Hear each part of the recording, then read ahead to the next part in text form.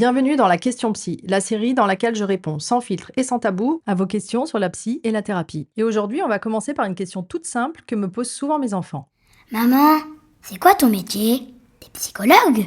C'est quoi exactement un psy? Cette question est tout à fait légitime et en effet, beaucoup de gens sont complètement perdus et ne savent pas exactement comment définir le métier de psychologue. En fait, pendant longtemps, la psychologie a été enfermée dans des clichés. Les films ont participé à véhiculer l'image du psy silencieux, mystérieux, presque inquiétant. Cette image-là renvoie directement à la psychanalyse. Vous avez sûrement déjà entendu parler de Freud, de Lacan, et dans la cure type psychanalytique, le psy tient en effet cette posture. J'en profite pour rappeler ici que la psychanalyse est une psychothérapie parmi tant d'autres. Elle n'est donc absolument pas représentative de ce qui se passe dans les cabinets des psychologues. D'ailleurs, la plupart des psychanalystes ne sont pas psychologues. Mais ça fera l'objet d'une autre question.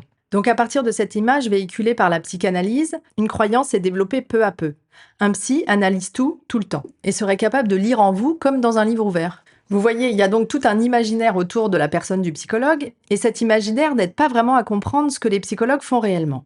Alors, allons-y, essayons d'y voir plus clair. D'abord, un psy, c'est quelqu'un qui va vous écouter sans jugement. Et ça, je crois que c'est vraiment un point essentiel, parce que c'est fréquent que les gens aient peur de se confier, que ce soit à un proche ou à un professionnel, justement à cause de cette peur du jugement. En tant que psychologue, nous ne sommes pas là pour ça. Ce n'est absolument pas notre rôle. Donc soyez rassurés, si vous décidez de pousser la porte d'un cabinet de psy, vous pourrez vous raconter sans crainte. Et grâce à cette écoute, mais aussi aux relances, aux reformulations, un psy, c'est quelqu'un qui va vous aider à verbaliser et va vous apporter ce que j'appelle moi un éclairage psy. Au fur et à mesure du processus, le psy vous aide à y voir plus clair sur votre histoire, il vous aide à avoir une lecture plus lucide de vos émotions, ce qui vous permettra à terme d'apprendre à mieux les réguler. En gros, le psy, c'est quelqu'un qui vous aide à évoluer, mais sans vous imposer aucune direction. Une thérapie, ce n'est pas une injonction. Il n'y a pas de « il faut »,« tu dois ». C'est un cheminement, un processus. Et ce chemin appartient bel et bien à la personne qui a été en demande, qui a désiré emprunter ce chemin. De ce fait, vous êtes maître de votre thérapie. Autre point essentiel, non, les psychologues ne sont pas des magiciens. On ne fait aucun miracle et vos problèmes ne vont pas se résoudre d'un coup de baguette magique.